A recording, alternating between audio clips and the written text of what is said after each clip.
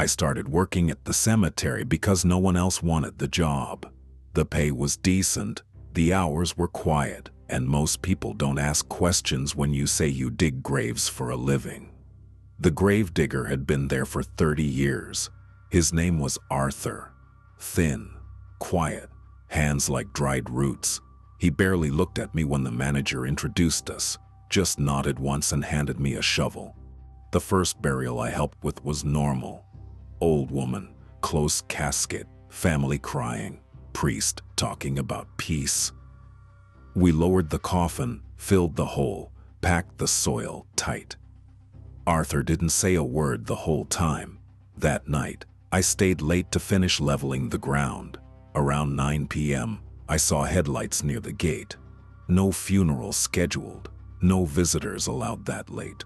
Arthur's truck. I watched from behind the tool shed as he walked to the grave we had just sealed. He brought a lantern and a shovel. He started digging, not frantic, not rushed, slow, careful, like he was correcting a mistake. The dirt came off in neat, quiet scoops. After nearly an hour, the coffin was exposed again. He climbed down into the hole, and I heard him whisper, soft and patient, "You're not ready yet." I didn't move. I couldn't. Arthur stayed down there longer than made sense. No hammering, no prying, just soft murmuring like someone calming a child after a nightmare. Then I heard it, a dull thud from inside the coffin, not loud, but real. Arthur stopped whispering. Silence stretched for a few seconds, then another thud, this time harder. The lid shifted slightly under the weight of something pushing from inside. My stomach folded in on itself. We had buried her 12 hours ago. Arthur spoke again, louder now. "You had your chance." The coffin began to shake, not violently, just enough to make the metal handles rattle against the wood. Instead of panicking, Arthur sighed, annoyed. He climbed out of the grave, grabbed a long iron rod from his truck, and dropped back down. I couldn't see what he was doing, but I heard the crack of splitting wood. Then a wet, choking gasp, not from Arthur, from inside the coffin. There was a struggle, scratching, a desperate, muffled scream, and then the sound of something being forced back down. Arthur climbed out 10 minutes later, breathing hard, shirt stained dark in the lantern light. He looked down at the open coffin and said quietly, "Second burial sticks better." I waited until he drove away. I don't know why I didn't just quit right there. Maybe it was shock. Maybe it was the sound of that gasp still stuck in my head. I walked to the grave after midnight. The soil was freshly packed again, smoothed, perfect, like nothing had happened. But the dirt was darker in one place. Wet. I went back to the tool shed and grabbed a shovel. It took me 20 minutes to reach the coffin. My hands were shaking so badly I almost dropped the lantern. The lid was cracked, not from age, from force. I pulled it open. She was inside. Her burial dress was torn open at the chest. Her fingernails were shredded to the quick, caked with blood and splinters. Her mouth was stuffed with soil, but her eyes were open, and they were moving. Slowly. She wasn't dead. Her throat made a dry, clicking sound when she tried to breathe. I staggered back, almost falling into the grave. She had been alive when we buried her, and Arthur had known. That's when I heard boots crunching on gravel behind me. "You shouldn't have looked," Arthur said calmly. I turned around.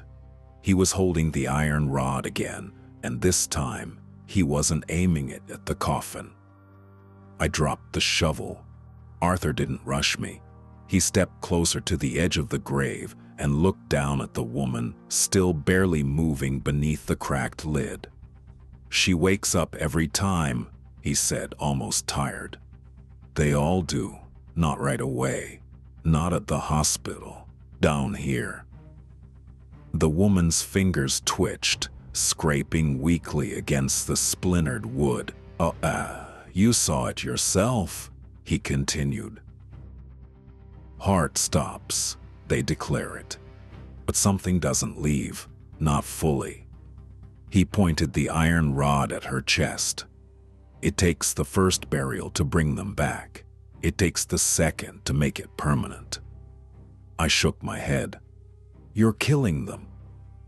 Arthur looked at me for the first time with something close to pity.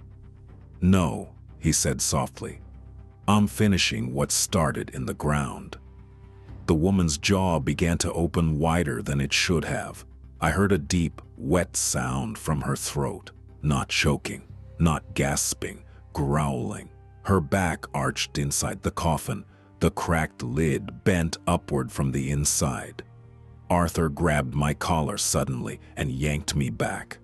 Watch, he whispered. The woman's body jerked violently, and then she started to sit up, her spine bent the wrong way as she rose, not stiff like a body waking up. Fluid. Too fluid, like something inside her was testing the joints. Her head tilted until her ear touched her shoulder, her eyes locked onto me. They weren't confused, they weren't scared, they were hungry. She pushed herself upright, ribs cracking audibly under the torn fabric of her dress. Soil spilled from her mouth as she smiled, wide, stretching the skin at the corners until it split. I stumbled back, falling against the tombstone behind me.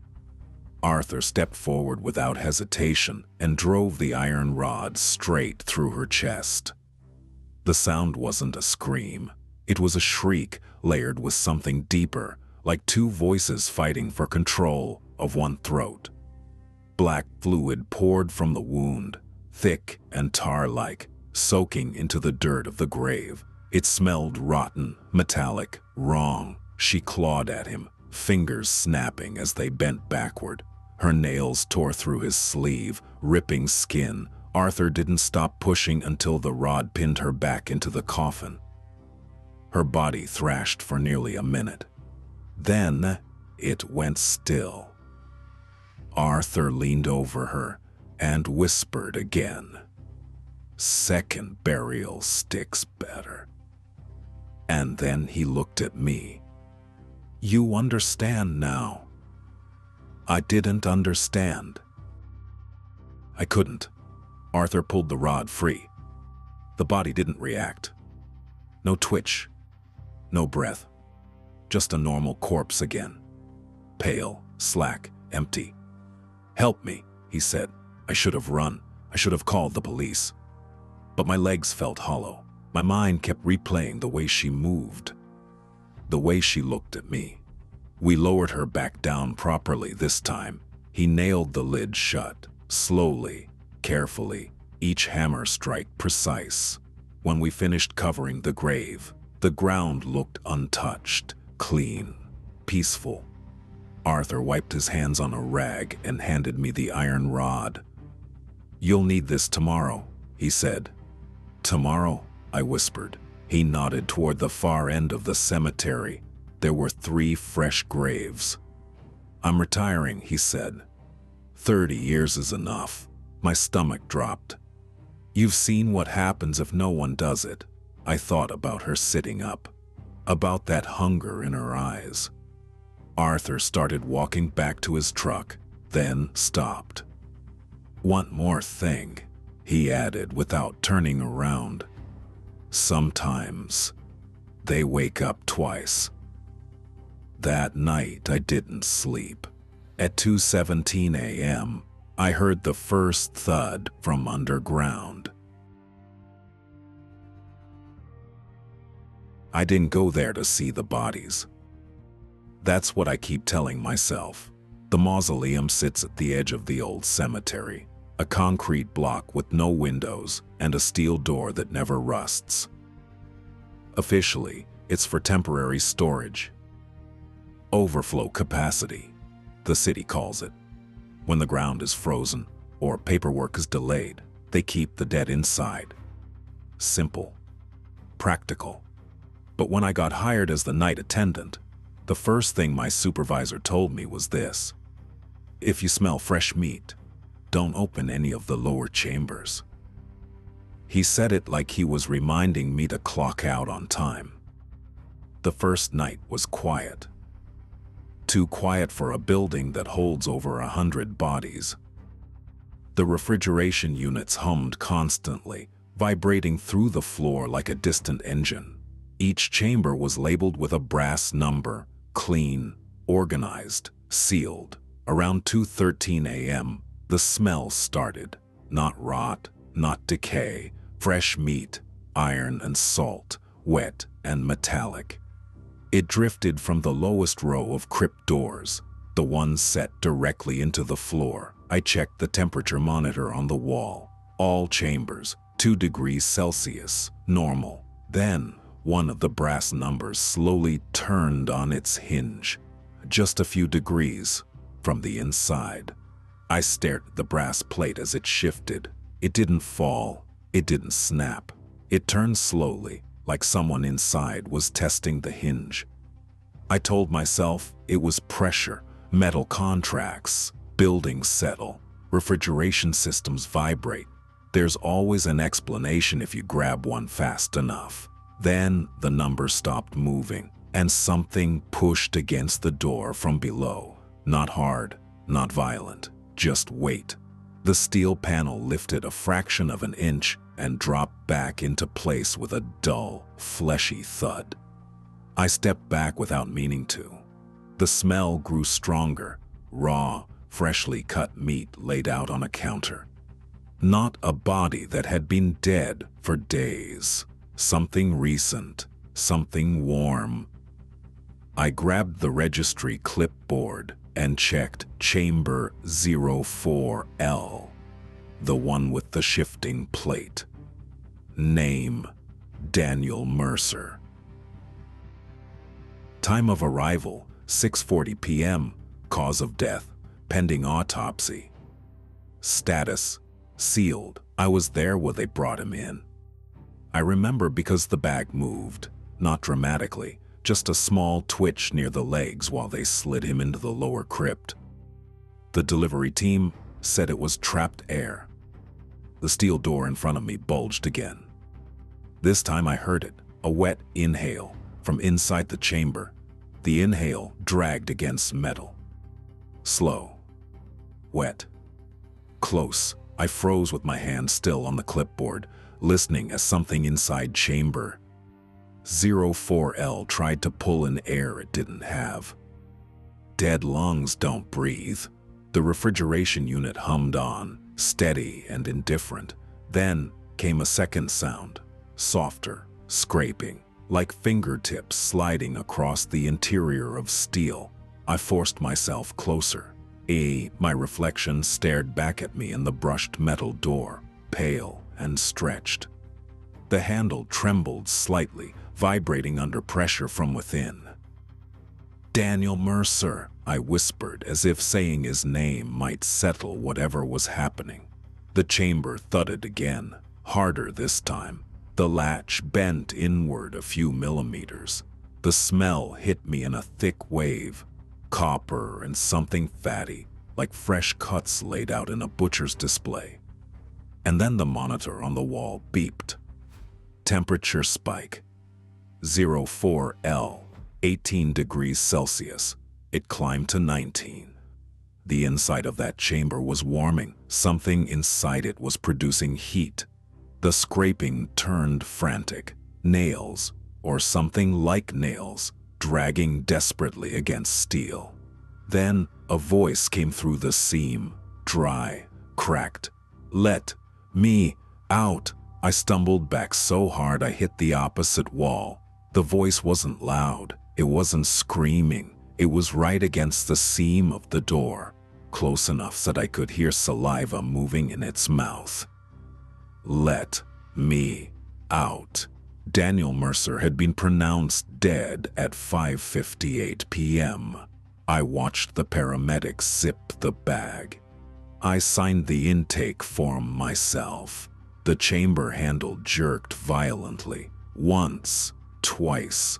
The steel bowed outward with a deep, metallic groan.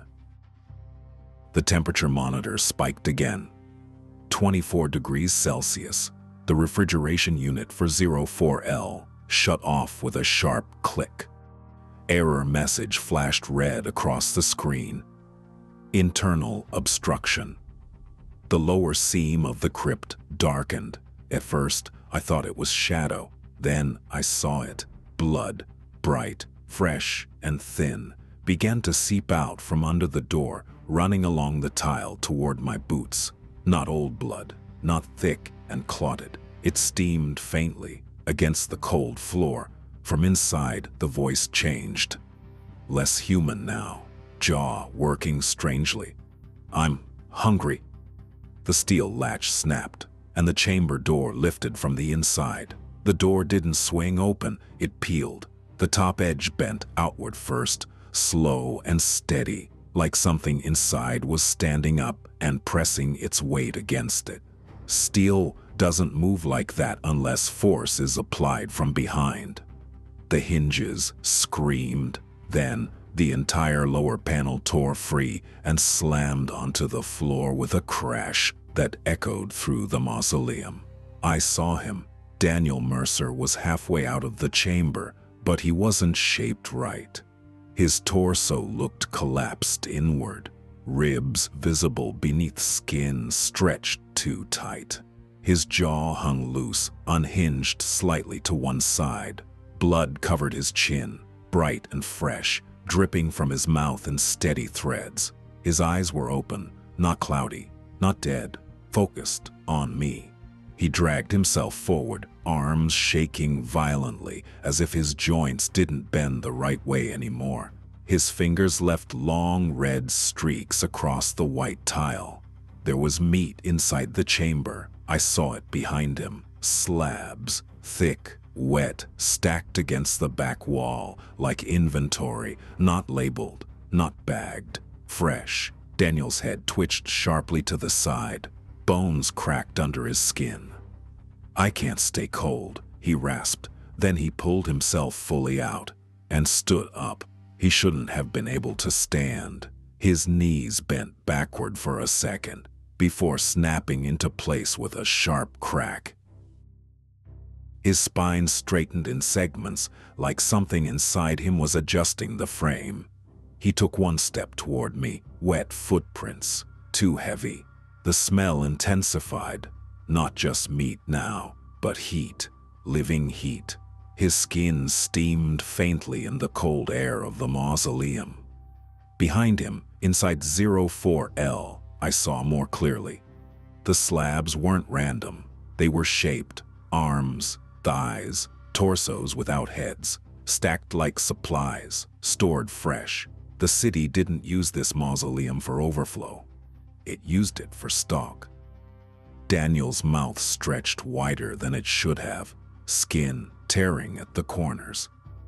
"I can't stay cold," he repeated, and this time his voice layered, like more than one throat speaking through him. The temperature monitor began flashing across every chamber. 01L, 6 degrees Celsius. 02L, 8 degrees Celsius. 05L, 11 degrees Celsius. The other crypt doors started to tremble. From beneath the floor, something pounded upward. Not one body, many. Daniel lunged. I didn't feel pain when he grabbed my shoulder, just pressure and heat, like being pressed against a furnace. As he pulled me down, I understood. The mausoleum doesn't store the dead. It keeps them fresh. And when they warm up, they feed.